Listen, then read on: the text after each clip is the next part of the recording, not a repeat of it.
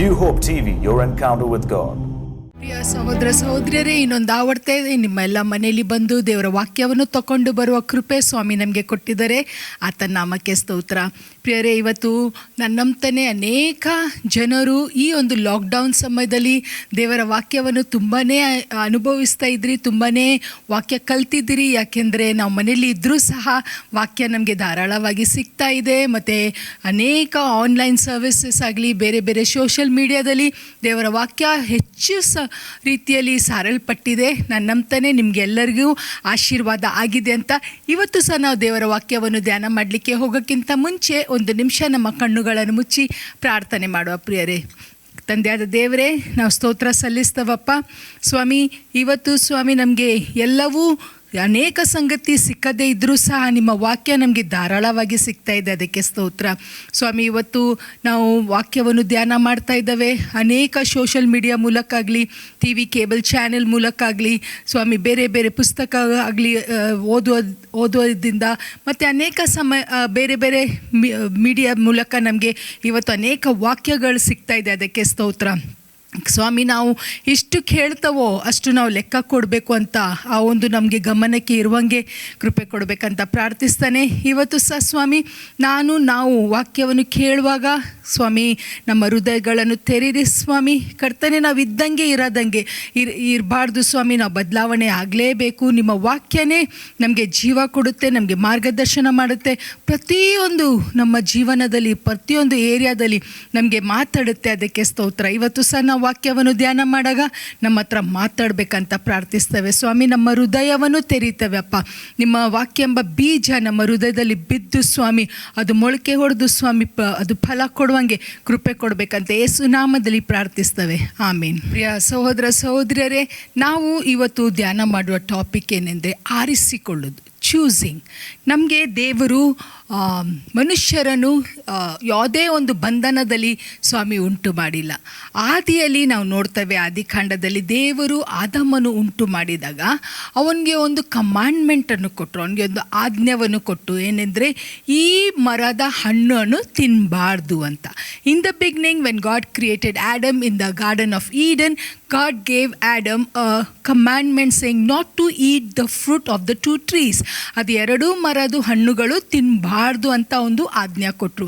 ಆದರೆ ನಾವು ವಾಕ್ಯವನ್ನು ಓದ್ಕೊಂಡು ಹೋಗುವಾಗ ನಾವು ಕಲಿತವೇನೆಂದರೆ, ಸೈತಾನ ಅವಳ ಹತ್ರ ಬಂದು ಅವಳಿಗೆ ವಂಚಿಸಿ, ಅವಳಿಗೆ ಡಿಸೈಡ್ ಮಾಡಿ, ಅವಳನ್ನು ಮೋಸ ಮಾಡಿ ಹಣ್ಣು ತಿನ್ನುವಂಗೆ ಹಚ್ಚಿ, ಅವಳು ತಿನ್ನದೆ ಅವಳ ಗಂಡನಿಗೂ ಕೊಡುವಂಗೆ ಅವನು ಕಾರ್ಯ ಮಾಡಿದ ಅಲ್ಲಿ. ಆದರೆ ಪ್ರಿಯರೇ, ಆಡಮ್ ಹ್ಯಾಡ್ ಅ ಚಾಯ್ಸ್. ಆದಮನ್ಗೆ ಒಂದು ಹಾರಿಸಿಕೊಳ್ಳುವ ಒಂದು ಸಿಟುವೇಶನ್ ಇತ್ತು. ಅವಳು ಅವನಿಗೆ ಬಂದು ಈ ಹಣ್ಣನ್ನು ತಿಂದರೆ ನೀನು ದೇವರಂಗೆ ಆಗ್ತಿ ಅಂತ ಅವಳು ಹೇಳ್ತಾಳೆ. ಸೈತಾನ ಅವಳಿಗೆ ಹೇಳಿದ್ದು ಅದೇ ಮಾತು ಅವಳು ತನ್ನ ಗಂಡನಿಗೆ ಆದಮನ್ಗೆ ಹೇಳಿದಾಗ, ಆದಮನ್ಗೆ ನನಗೆ ಇದು ತಿನ್ನಬಾರ್ದು, ಇದು ತಿಂದರೆ ನಾನು ದೇವರ ಆಜ್ಞೆಯನ್ನು ಮೀರ್ತಾನೆ ಅಂತ ಹೇಳುವ ಒಂದು ಅಧಿಕಾರ, ಒಂದು ಶಕ್ತಿ ಇತ್ತು. ಆದರೆ ನಾವು ನೋಡ್ತೇವೆ ಆದಾಮ ಹಾಗೆ ಮಾಡಿಲ್ಲ. He chose to go along with Eve. ಅವನಿಗೆ ಹಣ್ಣು ಕೊಟ್ಟ ಕಾರಣ ಅವನದು ಹಣ್ಣನ್ನು ತಗೊಂಡು ತಿಂದ. ಅಲ್ಲಿ ಪ್ರಿಯರೇ ಪ್ರಾರಂಭ ಆಯಿತು. ಏನಂತ ಪ್ರಾರಂಭ ಆಯಿತು? ಆರಿಸ್ಕೊಳ್ಳುವ ಒಂದು ಧ್ಯಾನ, ಆರಿಸ್ಕೊಳ್ಳುವ ಒಂದು ಶಕ್ತಿ ಮನುಷ್ಯನಿಗೆ ಇದೆ ಅಂತ ನಮಗೆ ಗೊತ್ತಾಯಿತು. ಯಾಕೆಂದರೆ ಆದಾಮ ಇಲ್ಲ ಅಂತಲೂ ಹೇಳ್ಬೋದಿತ್ತು, ಹೌದು ಅಂತಲೇ ಹೇಳ್ಬೋದಿತ್ತು. ಆದರೆ ಅವನು ಆರಿಸ್ಕೊಂಡದೇನೆಂದರೆ ಅವನಿಗೆ ಕೊಟ್ಟ ಹಣ್ಣನ್ನು ಅವನು ತಿಂದ. ಅಲ್ಲಿ ಪ್ರಾರಂಭ ಆಯಿತು ಪ್ರಿಯರೇ, ಪಾಪ ಈ ಲೋಕದಲ್ಲಿ ಬಂತು.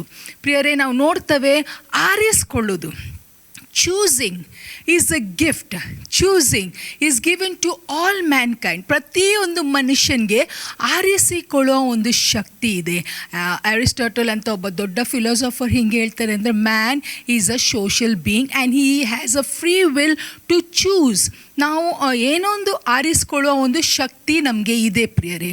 ನಮಗೆ ಇವತ್ತು ಲೋಕದಲ್ಲಿ ನಾವು ನೋಡುವಾಗ ಅನೇಕ ಸಂಗತಿಗಳಿದೆ. We can choose anything we want. ನಾವು ನಮ್ಮ ಟೇಸ್ಟ್ ಲೆಕ್ಕಂಗೆ, ನಮ್ಮ ಆಲೋಚನೆ ತಕ್ಕಂಗೆ, ನಮ್ಮ ಅಬಿಲಿಟಿ ತಕ್ಕಂಗೆ, ನಮ್ಮ ಒಂದು ಫ್ಯಾಮ್ಲಿದು ಒಂದು ಬ್ಯಾಕ್ಗ್ರೌಂಡ್ ತಕ್ಕಂಗೆ ವಿ ಚೂಸ್ ಥಿಂಗ್ಸ್. ಆದರೆ ದೇವರ ವಾಕ್ಯ ಹೇಳುತ್ತೆ ಅಂದರೆ, ದೇವರು ನಮ್ಮ ಮುಂದೆ 2 ಮಾರ್ಗವನ್ನು ಇಟ್ಟಿದ್ದಾರಂತೆ. He has kept 2 ways before us. ಅದು ಯಾವುದೆಂದರೆ ದೇವರ ವಾಕ್ಯದಲ್ಲಿ ನಾವು ನೋಡ್ತೇವೆ. Deuteronomy chapter 30 and verse 19. ಧರ್ಮೋಪದೇಶ ಕಾಂಡದ 30ನೇ ಅಧ್ಯಾಯ 19ನೇ ವಚನ ಹೀಗೆ ಹೇಳುತ್ತೆ ಅಂದರೆ, I call heaven and earth to record this day against you, life and death, blessing and curses. Therefore choose life that both thou and thy soul may live. ದೇವರು ನಮಗೆ ಯಾವುದೋ ಒಂದು ಬರ್ಡನಲ್ಲಿ ಅಥವಾ ಒಂದು ಫೋರ್ಸಲ್ಲಿ ಇಟ್ಟಿಲ್ಲ ಪ್ರಿಯರೇ. ಯಾವುದೋ ಒಂದು ಬಂಧನದಲ್ಲಿ ಅಥವಾ ಯಾವುದೋ ಒಂದು ಒತ್ತಡದಲ್ಲಿ ದೇವರು ನಮಗೆ ಇದನ್ನೇ ಚೂಸ್ ಮಾಡು, ಅದನ್ನೇ ಚೂಸ್ ಮಾಡು ಅಂತ ದೇವರು ನಮಗೆ ಆ ಥರದೊಂದು ಜೀವನ ಕೊಟ್ಟಿಲ್ಲ. ಅವ್ರು ಯಾವುದೇ ರೀತಿಯಲ್ಲಿ ನಮ್ಮ ದೇವರು ಒತ್ತಾಯ ಮಾಡೋದಿಲ್ಲ. ನಮ್ಮ ದೇವರು ಪ್ರೀತಿ ಸ್ವರೂಪನಾದ ದೇವರು. ಅವರು ನಮಗೆ ಒಂದು ಆರಿಸಿಕೊಳ್ಳಿಕ್ಕೆ ನಮಗೆ ಫ್ರೀ ವಿಲ್ಲನ್ನು ಕೊಟ್ಟಿದ್ದಾರೆ. ನಾವು ಝೂಗೆ ಹೋಗ್ತೇವೆ, ಮಕ್ಕಳನ್ನು ಕರ್ಕೊಂಡು ಝೂಗೆ ಹೋಗ್ತೇವೆ. ನಮಗೆ ಝೂಗೆ ಹೋಗೋದು ಭಾಳ ಇಷ್ಟ. ಯಾಕೆಂದರೆ ಬೇರೆ ಬೇರೆ ಪ್ರಾಣಿಗಳಿರುತ್ತೆ, ಅವರ ಲೈಫನ್ನು ನೋಡಲಿಕ್ಕೆ, ಅವರಲ್ಲಿ ಓಡಾಡ್ಕೊತ ಇರೋದು ನಮಗೆ ಇಷ್ಟ. ಆದರೆ ನೀವು ಝೂ ಅಲ್ಲಿದ್ದ ಒಂದು ಪ್ರಾಣಿಯನ್ನು ನೋಡಿದರೆ ಅದಕ್ಕೆ ಯಾವುದೇ ರೀತಿದು ಒಂದು ಚಾಯ್ಸ್ ಇಲ್ಲ. ಏನೋ ಒಂದು ಆರಿಸ್ಕೊಳ್ಬೇಕು. ಅದಕ್ಕೆ ಇವತ್ತು ನನಗೆ ಇದು ಆಹಾರ ತಿನ್ನಲಿಕ್ಕೆ ಮನಸ್ಸಿಲ್ಲ, ನನಗೆ ಬೇರೆ ಆಹಾರ, ನಾನು ಬೇಟೆ ಹೊಡೆದು ನಾನು ಆಹಾರ ತಿನ್ನಬೇಕು ಅಂತ ಒಂದು ಸಿಂಹಗೆ ಅನ್ನಿಸ್ಬೋದು. Because the nature of lion is to hunt. But ನಾವು ಝೂಗೆ ಹೋದಾಗ that lion cannot hunt because that lion is in a den, he is in a cave. ಆ ಸಮಯದಲ್ಲಿ ನಾವು ನೋಡ್ತೇವೆ ಆ ಒಂದು ಸಿಂಹಗೆ ಅಲ್ಲಿದ್ದು ಝೂ ವರ್ಕರ್ಸ್ ಏನು ಆಹಾರ ತಂದು ಹಾಕ್ತಾರೋ ಅಷ್ಟೇ ಅವನು ಅಲ್ಲಿ ಆ ಪ್ರಾಣಿಯಲ್ಲಿ ತಿನ್ನಬೇಕು. ಅದೇ ರೀತಿಯಲ್ಲಿ ಅನೇಕ ಜನರು ಜೈಲಿಗೆ ಹೋಗ್ತಾರೆ, ಪ್ರೆಸನ್ನಲ್ಲಿ ಇರ್ತಾರೆ. ಅವರು ಜೈಲಲ್ಲಿ ಇರಬೇಕಾದ್ರೆ ಅವ್ರಿಗೆ ಯಾವುದೇ ಥರದೊಂದು ಲಿಬರ್ಟಿ ಇಲ್ಲ. ಇಷ್ಟು ಗಂಟೆಗೆ ಏಳಬೇಕು, ಇಷ್ಟು ಗಂಟೆಗೆ ಕೆಲಸಕ್ಕೆ ಹೋಗಬೇಕು, ಇಷ್ಟು ಗಂಟೆಗೆ ಊಟ ಕೊಡ್ತಾರೆ, ಇಷ್ಟನ್ನು ಟೈಮ್ ಸೆಟ್ ಮಾಡಿರ್ತಾರೆ. They have no choice. ಆದರೆ ನೀನು ನಂಬಿದ ದೇವರು, ನಾನು ನಂಬಿದ ದೇವರು ನಮಗೆ ಬಂಧನದಲ್ಲಿ ಇಡುವ ದೇವರಲ್ಲ. ಹಲ್ಲೆಲೂಯಾ. ನಮಗೆ ಸ್ವತಂತ್ರದಲ್ಲಿ ಸ್ವಾಮಿ ಇಟ್ಟಿದ್ದಾರೆ. ಅವರು ಮಾರ್ಗಗಳನ್ನು ಇಟ್ಟಿದ್ದಾರೆ, ನಮ್ಮ ಮುಂದೆ ಆರಿಸ್ಕೊಳ್ಳುವ ಬುದ್ಧಿ ಇಟ್ಟಿದ್ದಾರೆ. ಪ್ರಿಯರೇ, ನಾವು ಏನನ್ನು ಆರಿಸ್ಕೊಳ್ತವೆ? ನಾನೊಂದು ಸಂಗತಿ ಹೇಳಲಿಕ್ಕೆ ಇಷ್ಟಪಡ್ತೇನೆ. ಇವತ್ತು ನೀನು ನಾನು ಏನನ್ನು ಆರಿಸ್ಕೊಳ್ತದೋ that will be projected in our future. ನಮ್ಮ ಮುಂದಿನ ಜೀವನದಲ್ಲಿ ಅದೊಂದು ಪ್ರಭಾವ ಬೀಳುತ್ತೆ. ಇವತ್ತು ನಾವು ಏನನ್ನು ಆರಿಸಿಕೊಳ್ತವೆ? ನಾವು ಜೀವನವನ್ನು ಆರಿಸ್ಕೊಳ್ತವ, ನಾವು ಮರಣನೂ ಆರಿಸ್ಕೊಳ್ತವ. ದೇವರ ವಾಕ್ಯ ಹೇಳುತ್ತೆ ಅಂದರೆ 2 ಮಾರ್ಗಗಳಿದೆ, ಒಂದು ಅಗಲವಾದ ಮಾರ್ಗ, ಒಂದು ಇಕ್ಕಟ್ಟಾದ ಮಾರ್ಗ. ಪ್ರಿಯರೇ, ಲೋಕ ಇರುವುದೇ ಅಗಲವಾದ ಮಾರ್ಗ. ಎಲ್ಲ ಸಂಗತಿಗಳು ಸಲಸಾಗಿ ಈಸಿಯಾಗಿ ನಮಗೆ ಸಿಗ್ತಾ ಇರೋದು. ಬಟ್ ಅದ ಕೊನೆ ಇರೋದು ಏನೆಂದರೆ ಮರಣ, ನಾಶ. ಆದರೆ ನಾವು ವಾಕ್ಯವನ್ನು ಕೇಳ್ತೇವೆ, ನಾವು ವಾಕ್ಯವನ್ನು ಓದ್ತೇವೆ, ಪ್ರಾರ್ಥನೆ ಮಾಡ್ತೇವೆ. ಆದರೆ ಅನೇಕ ಸರ್ತಿ ನಾವು ಒಂದು ಚಾಯ್ಸ್ ಮಾಡುವಾಗ ತಪ್ಪಾದ ಸಂಗತಿಗಳನ್ನು ಆರಿಸ್ಕೊಳ್ತೇವೆ ಪ್ರಿಯರೇ. ಹಾಗೆ ದೇವರ ವಾಕ್ಯದಲ್ಲಿಯೂ ಕೆಲವು ಜನರು ಆರಿಸಿಕೊಂಡ್ರು. ಅವರು ಏನನ್ನು ಆರಿಸ್ಕೊಂಡು ಅವ್ರಿಗೆ ಏನನ್ನು ಸಿಕ್ಕಿತು ಅಂತ ನಾವು ದೇವರ ವಾಕ್ಯದಲ್ಲಿ ನೋಡುವ ಪ್ರಿಯರೇ. ನಾವು ಅರಣ್ಯಕಾಂಡ 14ನೇ ಅಧ್ಯಾಯ ಅದು 2ನೇ ವಚನ. The book of numbers chapter 14 and verse 2. And all the children of Israel murmured against Moses and against Aaron, and the whole congregation said unto them, Would God that we have died in the land of Egypt, or would God we had died in this wilderness? And wherefore had the Lord brought us unto this land to fall by the sword, that our wives and our children should be a prey? Were it not better for us to return into Egypt? ಇಲ್ಲಿ ನಾವು ನೋಡ್ತೇವೆ, ದೇವರು 10 ದೊಡ್ಡ ಅದ್ಭುತ ಕಾರ್ಯ ಮಾಡಿ ಕೆಂಪು ಸಮುದ್ರನ ಇಬ್ಬಾಗ ಮಾಡಿ ಈ ಜನರನ್ನು, ದೇವರ ಜನರನ್ನು, ಇಸ್ರಾಯೇಲಿ ಜನರನ್ನು ಬಿಡುಗಡೆ ಮಾಡಿ ಸ್ವಾಮಿ ನಡೆಸ್ತಾ ಇದ್ದಾರೆ. ಇವರು ಎಲ್ಲ ಅದ್ಭುತವನ್ನು ನೋಡಿದ್ದಾರೆ ಪ್ರಿಯರೇ. ಆದರೆ ಸಹ ನಾವು ಅವಾಗ in a period of time, after every short intervals ನಾವು ನೋಡ್ತೇವೇನೆಂದರೆ this people keep grumbling against God. ಹಗಲೆಲ್ಲ ಅವರು ದೇವರ ವಿರುದ್ಧವಾಗಿ ಗುನ್ಗುಟ್ತಾರೆ. They would choose to grumble against God. ನಾವು ಬೆಳಿಗ್ಗೆ ಹೇಳ್ತೇವಲ್ಲ ಪ್ರಿಯರೇ, ಬೆಳಿಗ್ಗೆ ಎದ್ದಾಗ ಅನೇಕ ಸರ್ತೆ ನಾವು ಹೇಳ್ತೇವೆ, this is the day that the lord ಹಸ್ made, we will rejoice and B glad in it. ಇವತ್ತಿನ ದಿನ ಯೆಹೋವನನ್ನೇ ಉಂಟು ಮಾಡಿದ್ದು, ನಾವು ಇದರಲ್ಲಿ ಸಂತೋಷಿಸ್ತೇವೆ, ನಾವಿಲ್ಲದರೆ ಉಲ್ಲಾಸಿಸ್ತೇವೆ ಅಂತ ನಾವು ಬೆಡ್ಡಲ್ಲಿ ಕುತ್ಕೊಂಡು ಹೇಳ್ತೇವೆ. ಮತ್ತು ಬೆಳಿಗ್ಗೆ ನಾವು ಪ್ರಾರ್ಥನೆ ಮಾಡುವಾಗ ನಾವು ಅದೇ ವಚನವನ್ನು ಹೇಳಿಕೊಂಡು ನಾವು ಕಲೆಗೆ ಬರ್ತೇವೆ. ನಮ್ಮ ಕಿಚನ್ಗೆ ಎಂಟರ್ ಆಗ್ತೇವೆ. ಕಿಚನ್ಗೆ ಎಂಟರ್ ಆದಾಗ ಅಲ್ಲಿ ಅಕಸ್ಮಾತಾಗಿ ಏನೋ ಒಂದು ಸಂಗತಿ ಆದ ತಕ್ಷಣ ನಮ್ಮ ಸಂತೋಷ ಎಲ್ಲಿ ಹೋಗುತ್ತೆ, ನಮ್ಮ ಒಂದು ದೇವರು ಕೊಟ್ಟ ಒಂದು ಜಾಯ್ ಎಲ್ಲಿ ಹೋಗುತ್ತೆ. ಇಮ್ಮಿಡಿಯೇಟ್ಲಿ ಏನಾಗ್ಬಿಡ್ತದೆ ಅಂದರೆ ವಿ ಗೆಟ್ ಅಪ್ಸೆಟ್, ನಮಗೆ ಅಪ್ಸೆಟ್ ಆಗಿಬಿಡುತ್ತೆ.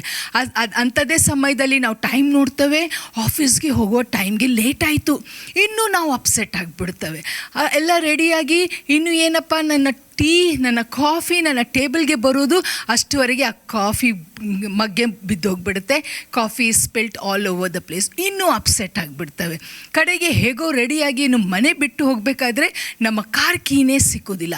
V get so upset. ಏನಾಯಿತು ಅಂದರೆ ನಾವು ಎದ್ದಾಗ ಸಂತೋಷದಲ್ಲಿದ್ದೆವು, ಬಟ್ ಇವೆಲ್ಲ ಸಿಟ್ಯುವೇಶನ್ ಬೆಳಿಗ್ಗಿಂದ ಗಲಿಬಿಲಿ ಕಿರಿಕಿರಿದಲ್ಲಿ ಏನಾಯ್ತು ಅಂದರೆ ನಮ್ಮ ಸಂತೋಷ ಸಂಪೂರ್ಣವಾಗಿ ಹೋಗ್ಬಿಡ್ತು. ಆವಾಗ ನಾವು ಏನು ಮಾಡಲಿಕ್ಕೆ ಪ್ರಾರಂಭ ಮಾಡ್ತೇವೆ ಗೊತ್ತಾ? ನಾವು ಗ್ರಂಬಲ್ ಮಾಡಲಿಕ್ಕೆ ಪ್ರಾರಂಭ ಮಾಡ್ತೇವೆ. ನಾನು ಇಷ್ಟೋ ಸರ್ತೆ ಹಾಗೆ ಮಾಡಿದ್ದೇನೆ. ಹಾಲು ಚೆಲ್ಲಿದ ತಕ್ಷಣ ಅಪ್ಸೆಟ್ ಆಗೋದು, ಏನೋ ಒಂದು ಹುಡುಕ್ತಾ ಇರ್ತವೆ, ಅದು ಸಿಕ್ಕಿಲ್ಲ, ಅದ ತಕ್ಷಣ ಅಪ್ಸೆಟ್ ಆಗೋದು. ಏನು ಆಗುತ್ತೆ ಅಂದರೆ our day that began with a joyful note started going away. ಅದ ಬದಲಿ ನಾವು ಗ್ರಂಬಲ್ ಮಾಡಲಿಕ್ಕೆ ಸ್ಟಾರ್ಟ್ ಮಾಡ್ತೇವೆ, ಕಿರಿಕಿರಿ ಮಾಡಲಿಕ್ಕೆ ಸ್ಟಾರ್ಟ್ ಮಾಡ್ತೇವೆ. ಇಡೀ ದಿವಸ ಮತ್ತು ನಾವು ಕಾರ್ ತಗೊಂಡು ಡ್ರೈವ್ ಮಾಡ್ಕೊಂಡು ಹೋಗ್ಬೇಕಾದ್ರೆ ನಮ್ಮ ಬ್ಯಾಂಗ್ಳೂರ್ ಟ್ರಾಫಿಕ್ ಅದರಲ್ಲಿ ನಾವು ಸಿಕ್ಕಾಕೊಳ್ಬಿಡ್ತೇವೆ. ಅಲ್ಲಿ ಮತ್ತು ನಾವು ಇನ್ನೂ ಅಪ್ಸೆಟ್ ಆಗ್ತೇವೆ. ಕಂಟಿನ್ಯೂಸ್ಲಿ ಏನಾಗ್ತಾ ಇರುತ್ತೆ ಅಂದರೆ ನಮ್ಮ ಸಂತೋಷ, ನಮ್ಮ ಸಮಾಧಾನ ಅದು ಯಾವುದೋ ಒಂದು ಮೂಲಕ್ಕೆ ಹೋಗ್ಬಿಟ್ಟು ಅದ ಬದಲಿ we start grumbling. We choose not to be peaceful but we choose to grumble. ಹೌದಲ್ಲ? ನನ್ನ ಜೊತೆ ಎಗ್ರಿ ಮಾಡ್ತೀರಿ ತಾನೆ? ಇಷ್ಟೊಂದು ಸರ್ತಿ ಹಾಗೆ ಆಗುತ್ತೆ ಪ್ರಿಯರೇ. ಬೆಳಿಗ್ಗೆ ಎದ್ದಾಗ ಸಂತೋಷದಲ್ಲಿ ಇರ್ತವೆ, ಬಟ್ ಒಂದು ಸ್ವಲ್ಪನೇ ಸಮಯಕ್ಕೆ ಎಲ್ಲ ನಮ್ಮ ಸಿಚುವೇಶನ್, ನಮ್ಮ ಸರ್ಕಮ್ಸ್ಟಾನ್ಸಸ್ ಉಲ್ಟಾ ಹೋಗಲಿಕ್ಕೆ ಆದ ತಕ್ಷಣ we start grumbling and we lose our joy, we lose our peace. ಅಲ್ಲಿ ಆಫೀಸ್ಗೆ ಹೋಗ್ತೇವೆ, ಅಲ್ಲಿ ನಮಗೆ ಕಿರಿಕಿರಿ ಆದ ಕಾರಣ ಅಲ್ಲಿ ಬಾಸು ಬೈತಾನೆ. ಅದು ಇನ್ನೊಂದು ಸಂಗತಿ, ಯಾರೇ ಮಾತಾಡಿದರೆ ನಾವೇನು ಹೇಳ್ತೇವೆ? ನನ್ನ ಹತ್ರ ಮಾತಾಡಬೇಡ, ನನ್ನ ಮೂಡ್ ಸರಿ ಇಲ್ಲ ಹೇಳ್ತೇವೆ. ಇಲ್ಲ, ನನ್ನ ಹತ್ರ ಮಾತಾಡಬೇಡ. ನನ್ನ ಮಕ್ಕಳಿಗೂ ಎಷ್ಟೋ ಸರ್ತಿ ಹೇಳ್ತಾನೆ, ಮಮ್ಮ ಹತ್ರ ಮಾತಾಡಬೇಡಿ, my mood is not good.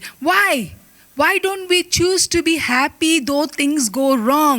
No, we would rather murmur and grumble and make a big face and try to be quiet to ourselves and say that my mood is not good because things went wrong. ಇಲ್ಲಿ ಇಸ್ರಾಯೇಲಿ ಜನರಿಗೆ ನಾವು ನೋಡ್ತವೇನೆಂದರೆ ದೇವರು ಇಷ್ಟೊಂದು ಅದ್ಭುತ ಮಾಡಿದ್ದಾರೆ, ಇಷ್ಟೊಂದು ಸಂಗತಿಗಳು ಅವರ ಜೀವನ ಮಾಡಿದ್ದಾರೆ. They have seen the hand of god. ಎಲ್ಲಕ್ಕಿಂತ ಹೆಚ್ಚಾಗಿ ನಾನು ಯೋಚನೆ ಮಾಡ್ತಾ ಇರೋದು what a life they had. ಯಾಕೆಂದರೆ ಪ್ರತಿನಿತ್ಯ they would physically C the presence of god with them. The pillar of fire and the pillar of cloud was leading them. ಪ್ರಿಯರೇ, ಆ pillar of cloud and pillar of fire ಪ್ರತಿನಿತ್ಯ ಏನು ತೋರಿಸ್ತಾ ಇತ್ತಂದರೆ that god was with them. ದೇವರು ಅವರ ಸಂಗಡನೆ ಪ್ರತಿನಿತ್ಯ ಇದ್ದರೂ ಸಹ ಸಣ್ಣ ಸಣ್ಣ ವಿಷಯಕ್ಕೆ ನೀರು ಕೈ ಆಯಿತು, ಮನ್ನಾ ನಮಗೆ ತಿಂದು ಬೇಜಾರಾಯಿತು, ನಮಗೆ ಮಾಂಸ ಸಿಗ್ತಾ ಇಲ್ಲ, ನಮಗೆ ಇದು ಆಗ್ತಾ ಇಲ್ಲ, they were continuously grumbling and murmuring against that God. They never chose to say thank you Lord. ಒಂದೇ ಒಂದು ಸರ್ತೆ ನಾನು ಬೈಬಲ್ ಓದಬೇಕಾದ್ರೆ ನೋವೇರ್ ದೇ ಸೆಡ್ ದ್ಯಾಟ್ ದೇವರೇ ನಾವು ಇಷ್ಟು ವರ್ಷ ಬಿಟ್ಟು ಕೆಲಸ ಮಾಡಿದ್ದೇವೆ, we work so much like bonded slaves. ಅಲ್ಲಿ ಅವರು ಐಗುಪ್ತ ದೇಶದಲ್ಲಿ ಗುಲಾಮ್ರ ಆದಾಗ ಅವ್ರಿಗೆ ಯಾವುದೋ ಒಂದು ಲಿಬರ್ಟಿ ಇರಲಿಲ್ಲ, ಅವ್ರಿಗೆ ತನ್ನ ಒಂದು ಜೀವನ ಜೀವಿಸಲಿಕ್ಕೆ ಒಂದು ಫ್ರೀಡಮ್ ಇರಲಿಲ್ಲ. ಅಂಥದ್ದಲ್ಲಿ ದೇವರು ಅದ್ಭುತ ಕಾರ್ಯ ಮಾಡಿ ಅವರನ್ನು ಅಲ್ಲಿಂದ ಬಿಡುಗಡೆ ಬಂದು with the mighty hand God brought them out. But ಯಾವಾಗ ಅವರ ಅರಣ್ಯಗೆ ಬಂದರು, when they came to the wilderness, they never thought even once how wonderfully the Lord led them. ಇವತ್ತು ನಾವು ಒಂದು ಸ್ವಲ್ಪ ಸಮಯ ನಮ್ಮ ಜೀವನವನ್ನು ನಾವು ನೋಡಿದರೆ ಪ್ರಿಯರೇ, ನಮ್ಮ ಜೀವನದಲ್ಲಿನೂ ದೇವರು ದೊಡ್ಡ ದೊಡ್ಡ ಅದ್ಭುತ ಕಾರ್ಯ ಮಾಡಿದ್ದಾರೆ. ಇವತ್ತು ನೀನು ನಾನು ಬದುಕಿ ಉಳಿದಿರೋದು ಇದು ದೇವರ ಕೃಪೆನೇ. ಪ್ರತಿನಿತ್ಯ ನಾವು ಮುಂಜಾನೆ ಎದ್ದು ಹೊಸ ದಿನ ನೋಡೋದು ಅದು ದೇವರ ಕೃಪೆನೇ. ಇವತ್ತಿನ ಜೀವನ ನಾವು ನೋಡಿದರೆ ದ್ಯಾಟ್ ಈಸ್ ಯಾರು ಬೆಳಿಗ್ಗೆ ಹೇಳ್ತಾರೋ, ಯಾರು ರಾತ್ರಿನೇ ಅವ್ರಿಗೆ ಏನೋ ಆಗುತ್ತೆ ನಮಗೆ ಹೇಳಲಿಕ್ಕೆ ಆಗಲ್ಲ ಪ್ರಿಯರೇ. ಎಲ್ಲ ನಮ್ಮ ಸುತ್ತಮುತ್ತ ನೋಡೋದೆಂದರೆ ಎಲ್ಲ ಸೈತಾನ ಕಾರ್ಯನೇ ನಡೆದಿದೆ, ಎಲ್ಲ ಮರಣವನ್ನೇ ಕೇಳ್ತಾ ಇದ್ದಾವೆ, ಎಲ್ಲ ಕಡೆ ಕಷ್ಟ, ಎಲ್ಲ ಕಡೆ ಜನರು ಒಂಥರ ತೊಂದರೆದಲ್ಲಿ ಇದ್ದಾರೆ ಪ್ರಿಯರೇ. ಏನೇನೋ ಘಟನೆ ಆಗ್ತಾ ಇದೆ. ಆದರೆ why not we just sit down for a minute and think of the goodness that God has done in your life and in my life. ಒಂದು ಸಣ್ಣ ಸಂಗತಿ ನಮ್ಮ ಜೀವನದಲ್ಲಿ ಆಗಲಿ ಅಂದರೆ we choose to grumble. Do we grumble or are we thankful to the Lord? Give thanks to the Lord ಅಂತ ದೇವರ ವಾಕ್ಯ ಹೇಳುತ್ತೆ. ಪ್ರತಿನಿತ್ಯ ಸ್ವಾಮಿಗೆ ಸ್ತೋತ್ರ ಸಲ್ಲಿಸ್ರಿ. ನಮ್ಮ ಸ್ತೋತ್ರ ಸ್ವಾಮಿಗೆ ಘಮಘಮಿಸುವ ಸುವಾಸನೆಯಾಗಿ ಬರಬೇಕು ಪ್ರಿಯರೇ. We are here to thank God for his goodness.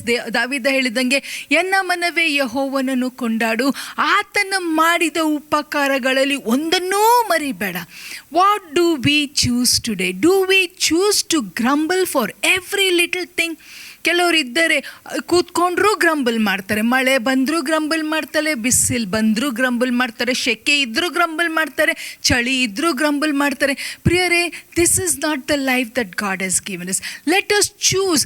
ಏನಾಯಿತು ಈ ಜನರಿಗೆ? What happen to this people because they went on grumbling. God was so upset with them. He was so upset with them. ಒಂದು ವಚನ ದೇವರ ವಾಕ್ಯದಲ್ಲಿ ನಾವು ಓದ್ಕೊಳ್ಳುವ. ಅರಣ್ಯಕಾಂಡ 14ನೇ ಅಧ್ಯಾಯ 26ರಿಂದ 29ನೇ ವಚನವರೆಗೆ ನಾನು ಓದ್ತೇನೆ. ಇವರು ಗ್ರಂಬಲ್ ಮಾಡಿದ್ದಕ್ಕೆ, ಇವರು ಗುಣಗುಟ್ಟದಕ್ಕೆ ಏನಾಯಿತು? And the Lord spoke unto Moses and unto Aaron, saying, How long shall I bear with this evil congregation which murmur against me? I have heard the murmurings of the children of Israel, which they murmur against me. Say unto them, As truly as I live, saith the Lord, as ye have spoken in my ears, so will I do to you. Your carcasses shall fall in this wilderness, and all that were numbered of you, according to your whole number, from 20 years old and upward, which have murmured against me. ಏನಾಯಿತು ಈ ಜನರಿಗೆ? They chose not to thank the Lord. They chose not to praise God. They chose not to think about the goodness of God. They chose not to say thank you Lord in every circumstance and every situation, but they chose to murmur against God. ಪ್ರಿಯರೇ, ಗುಣಗುಟ್ಟುವುದು ಬಹಳ ಸುಲಭ. ಅದನ್ನು ನಮ್ಮ inborn nature ಅಂತ ಹೇಳ್ಬೋದು. ಯಾವಾಗಲೂ ನೋಡಿದರೆ ನಾವು ಗುಣಗುಟ್ಟದ ಕಾರಣ ಇವರು ಏನನ್ನು ನೋಡಿದ್ರೆ ಅಂದರೆ, ಅವ್ರಿಗೆ ದೇವರು ವಾಗ್ದಾನ ಮಾಡಿದ ಪ್ರಾಮಿಸ್ ಲ್ಯಾಂಡನ್ನು ಅವರು ಸೇರಲಿಕ್ಕೆ ಆಗಿಲ್ಲ. 20 ವರ್ಷಕ್ಕಿಂತ ಹೆಚ್ಚಿನ ವಯಸ್ಸಿದ್ದವರು, they all died in the wilderness. What am I choosing today? Am I choosing to thank the Lord in every situation, or am I choosing to grumble at every little opportunity that I got? ಬಸ್ಗೆ late ಆಯಿತು, ಕಿರಿಕಿರಿ. ಗಾಡಿ start ಮಾಡಾಗ ಗಾಡಿ start ಆಗಿಲ್ಲ, ಅಲ್ಲಿ ನಾವು ಕಿರಿಕಿರಿ ಮಾಡ್ತವೆ. ಏನೋ ನಮ್ಮ ಕೈಯಿಂದ ಬಿತ್ತು ಮುರಿತು, ಅದು ಕಿರಿಕಿರಿ. ಪ್ರಿಯರೇ, ಈ ವಾಕ್ಯ ನಿಮಗೆ ಅಂತಲ್ಲ, ಇದು ನನಗೂ ಸಹ. ಯಾಕೆಂದರೆ ಪ್ರತಿನಿತ್ಯ ನಾವು ಗುಣಗುಟ್ಟವೆ. ಅದನ್ನು ಬಿಟ್ಟು ನಾವು ದೇವರಿಗೆ ಸ್ತೋತ್ರ ಸಲ್ಲಿಸಿದ್ರೆ ಎಷ್ಟೋ ಒಂದು ಆಶೀರ್ವಾದ. ಇವರು ಆರಿಸಿಕೊಂಡದ್ದು ಗುಣಗುಟ್ಟಲಿಕ್ಕೆ.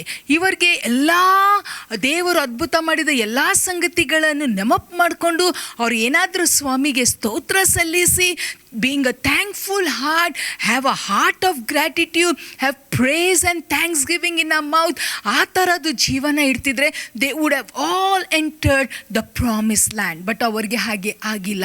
ಅವರು ಅರಣ್ಯದಲ್ಲೇ ನಾಶವಾಗಿ ಹೋದರು. ಆದರೆ ಇನ್ನೊಬ್ಬ ಮನುಷ್ಯ ದೇವರ ವಾಕ್ಯದಲ್ಲಿದ್ದಾನೆ. ಅವನು ಏನು ಮಾಡಿದ? ನಾವು ಯೋಬನ ಜೀವನದಲ್ಲಿ ನೋಡ್ತೇವೆ ಪ್ರಿಯರೇ. ಯೋಬನು ಒಬ್ಬ ನೀತಿವಂತನಾಗಿದ್ದ. he was a man who was perfect in the sight of God. He lived a righteous life ಅಂತ ದೇವರ ವಾಕ್ಯದಲ್ಲಿ ನೋಡ್ತೇವೆ. ಆದರೆ ಸಹ he went through a very difficult time. ಒಂದೇ ದಿನದಲ್ಲಿ ಪ್ರಿಯರೇ, ಒಂದೇ ದಿನದಲ್ಲಿ ಏನು ಆಯ್ತೆಂದರೆ ಅವನಿಗೆ ಇದ್ದದ್ದು ಎಲ್ಲ ಸಂಗತಿಗಳು, ಅವನಿಗೆ ಇದ್ದದ್ದು ಎಲ್ಲ ದನ ಕುರಿಗಳು, ಅವನಿಗೆ ಇದ್ದದ್ದು ಮಕ್ಕಳು, ಅವನ ಮನೆ, ಅವನ ಸೇವಕರು, everything. I don't understand how a man could take so much.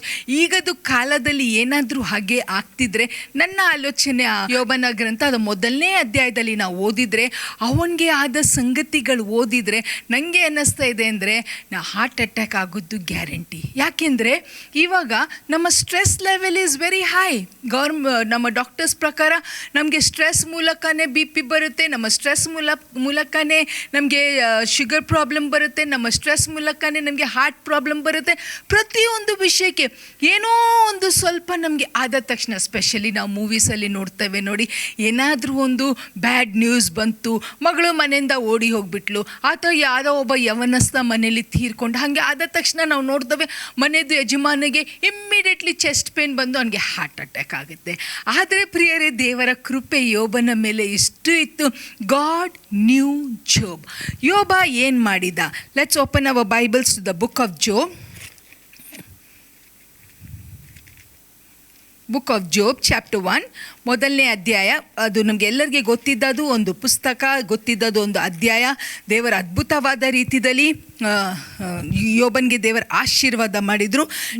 ಯೋಬನ ಪುಸ್ತಕದ ಮೊದಲನೇ ಅಧ್ಯಾಯ 20ನೇ ವಚನವನ್ನು ನೋಡುವ. Then Job arose and rent his mantle and shaved his head and fell down upon the ground and worshipped and said, naked came I out of my mother's womb and naked shall I return thither. The Lord gave and the Lord hath taken away. Blessed be the name of the Lord. In all this Job sinned not, nor charged God foolishly. What an awesome word it is. It says, in all this Job sinned not, nor charged God foolishly. Are we like Job? He lost everything. ಪ್ರತಿಯೊಂದು ಪ್ರಿಯರೇ, ಅವನಿಗೆ ಪ್ರಿಯ ಇದ್ದದ್ದು ಎಲ್ಲಕ್ಕಿಂತ ಅಂದರೆ ಮಕ್ಕಳು. ಆ ಮಕ್ಕಳು ತೀರಿ ಹೋದರೆ ಅವನು ಗುಂಗುಟ್ಟಿಲ್ಲ. ನಾವು ಆ ಪರಿಸ್ಥಿತಿಯಲ್ಲಿದ್ದರೆ, ಇವಾಗ ಅನೇಕ ಜನರು ಫೋನ್ ಮಾಡಿದಾಗ ಅಥವಾ ನಮಗೆ ಸಿಕ್ಕಿದಾಗ ಅಥವಾ ನಮಗೆ ಪರಿಚಯ, ಯಾಕೆ ಕೊರೋನಾ ಬಂತು, ಅಯ್ಯೋ ದೇವರು ಯಾಕೆ ಇದನ್ನು ತಡಿಲಿಲ್ಲ, ದೇವರು ಯಾಕೆ ಇದಕ್ಕೆ ಕೊನೆ ಹಾಕ್ತಿಲ್ಲ, ದೇವರಿಗೆ ಕಣ್ಣು ಮುಚ್ಚಿ ಕೂತ್ಕೊಂಡಿದ್ದಾರೆ, ದೇವರಿಗೆ ಏನೂ ಮಾಡಲಿಕ್ಕೆ. How much are we grumbling against God? How much are we going through what Job went through?